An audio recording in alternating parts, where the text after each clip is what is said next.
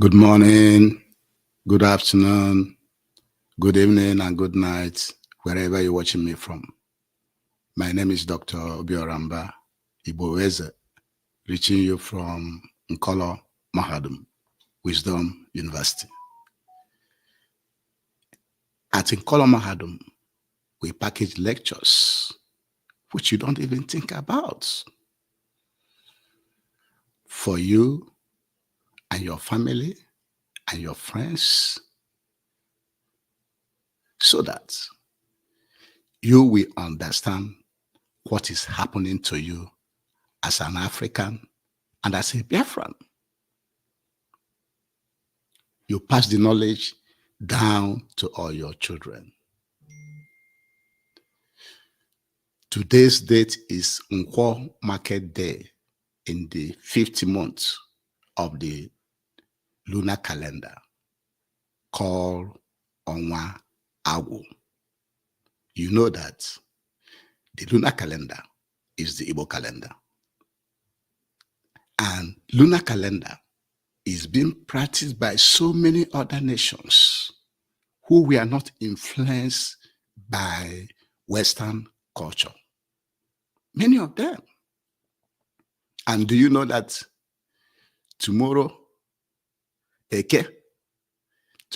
Eke Market Day, and tomorrow will be the beginning of the 6th month of the Igbo lunar calendar. That 6th month is called Onwa Ifejioku. But today is like the last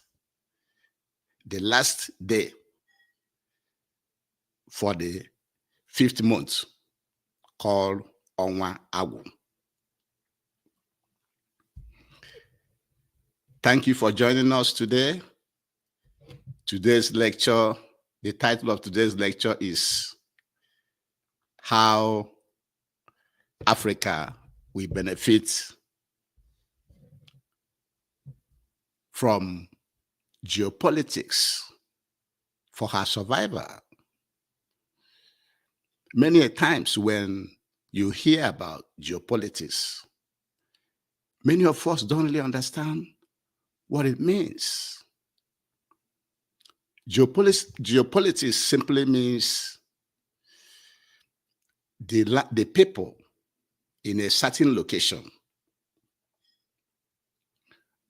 and all the lands and sea that they have,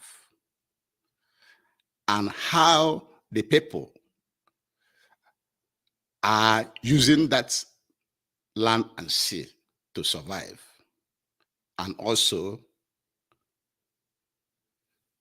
for protection, and also to benefit from other lands and seas that is closer or further away from them. That's simply what it means. The second meaning also is like the way the British and other colonial masters are using it, is to divide you, rule you, exploit your resources, and keep you down. Because at Nkolo Mahadum, you have to be saying things the correct way it should be seen. Not everything that is defined by the other people, like the Europeans, and thrown to you, that you will accept completely. You have to look at it. You can also, and we at Nkolo Mahadum have even started to redefine things to suit the correct perspective. And so, geopolitics was first coined. The word geopolitics was originally first coined by a Swedish political scientist called Rudolf Kallen in the early 20th century. And it's spread throughout Europe between 1918 and 1939. But the father of geopolitics was a British-born geopolitician called Halford John Mackinder, who lived between 1861 and 1947. He wrote a book on February 1st, 1919, called Democratic Ideals and Reality. His argument is that if you don't consider how politics was shaped by land and sea, your settlement will collapse. That is, if you do not consider how the land you live in and the land that surrounds you, and also the seas around you, and the sea that you live in, and the sea that surrounds you, if you don't consider them, whatever you are doing, you may be overtaken. You may be conquered. Your land can collapse. You and your land can collapse. That was his argument. And it spread all over Europe because they share information. They always share information in Europe. So, when we say Europe, you know what we mean. When we say Europe or West and Nkolomahadum, you know whom we are referring to. We are referring to America, Britain, France, Germany, Belgium, Spain, Australia, Canada, the ones that really have been affecting and changing our life in Africa and in Biafra land. That's why we have them on our lips. So, as this information was going all around Europe and America, in the USA, Alfred Thayer Mahan, who lived between 1840 and 1940, he was the one that proposed the concept of sea power. That is making sure that all your seas are safe, making sure that all the seas that are connected to your country, that you're in charge of them, that no intruder or enemy should come into your land through the sea. And Homer Lee wrote in the Day of the Saxon in 1912.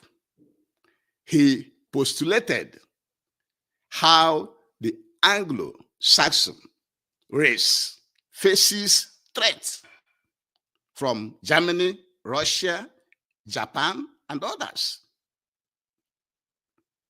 And in America, two other people that influenced geopolitics was Henry Kissinger. You remember Henry Kissinger? He was also a student of Chatham House in London.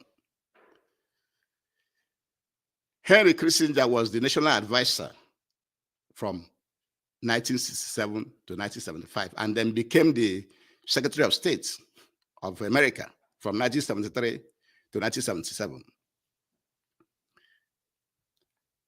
Another figure, another Secretary of State, actually National Secretary Advisor, that also was a champion of geopolitics, that makes sure America is following geopolitics, was Zbigniew Brzezinski, who was National Advisor from 1977 to 1981.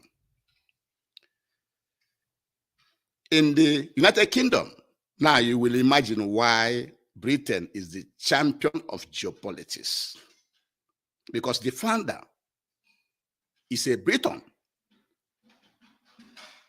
Mackinder is a Briton, and he founded the Heartland Theory. In his Heartland Theory, he divided the world into two.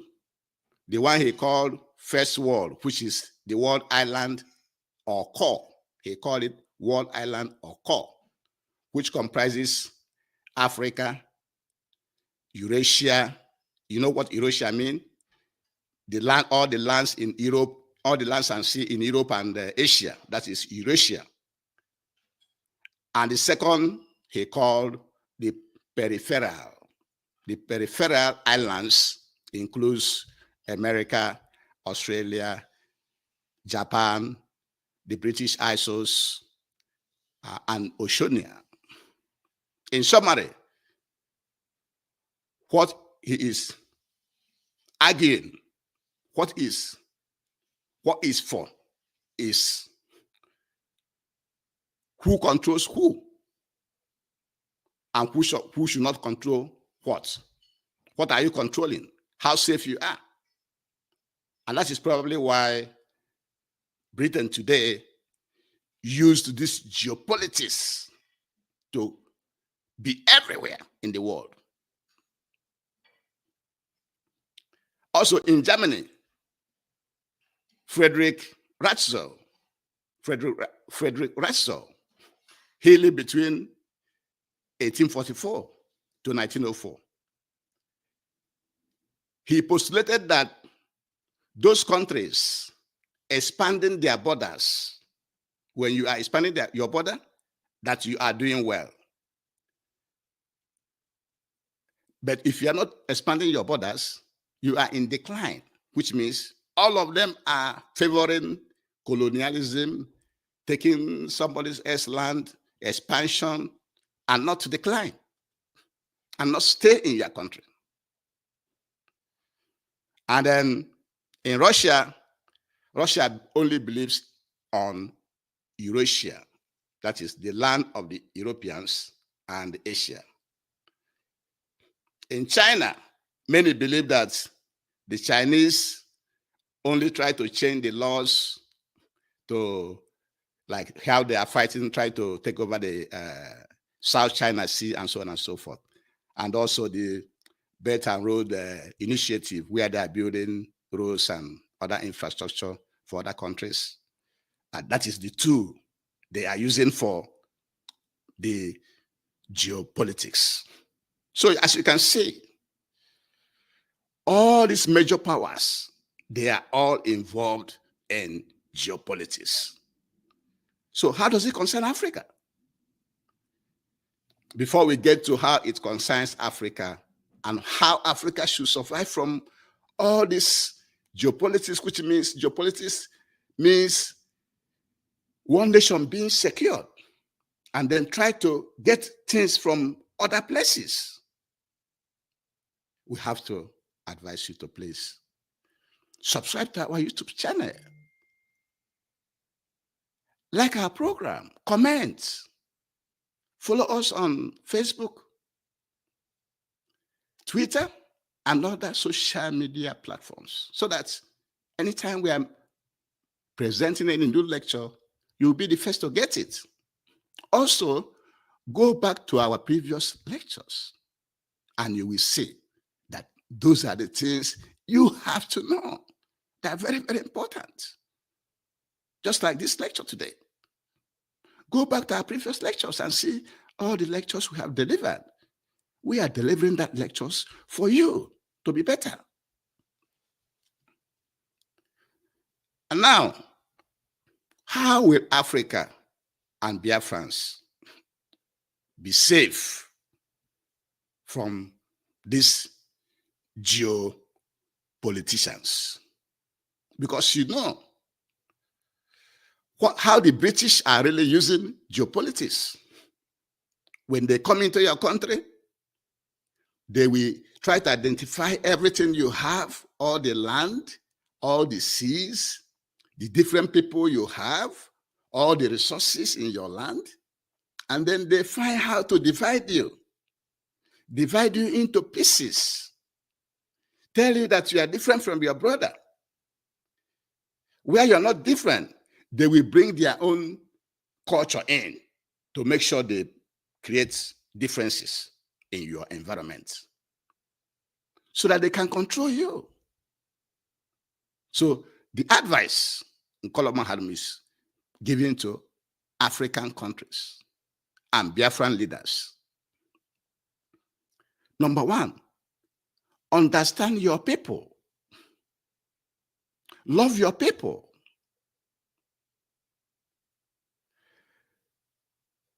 Protect your culture. Know that your neighbor is your brother. Do not rubbish your own person. Do not put your own person down. Appreciate yourself. Appreciate oneself. Love yourselves. Because in this world, we are all here temporary. So love yourselves in Africa, in Biafra land. And then identify all the seas you have in Africa. The seas are very important. Seas like Mediterranean, Gulf of Guinea, the Red Sea, Gulf of Aden, Suez, Agaba, Mozambique Channel, the Alboran Sea, just to mention a few. And protect your resources. Your resources is what you have. It's what belongs to you. It's what nature gave to you. Protect your resources. You have abundant resources. Don't let anybody come from thousands of miles away to come and take them by force or by trick. Don't do that. And some of the resources we have in Africa, I'll just mention a few. We have diamonds, we have sugar, we have gold, we have cobalt, we have uranium, we have copper, we have bauxite, we have silver, we have oil and gas, we have timber and other tropical fruits. Our land is blessed, it's a blessed land. So protect it. Protect it. Use geopolitics for the betterment of Africa, for the betterment of Biafrans. That's how you should be using it. Don't allow foreigners to come and destroy you and create problem within the human beings, the people. And then, after they have created problems amongst the people, then they will start to exploit your resources. Don't allow them to come and give you gun. Their gun will not help you. And with this, we shall be bringing this lecture to an end, because we tell you that as in Colombo, we have to be keeping things short so that we have time to listen to the lecture and take action. I've told you the origin of geopolitics by Rudolf Kallen, who is a Swedish politician and scientist. The father of geopolitics is a Briton, Halford John Mackinder. In the US, you have people that have proposed so many ways for them to survive and grab other people's resources. Alfred Tyler Mahan, Homer Lee, Henry Kissinger,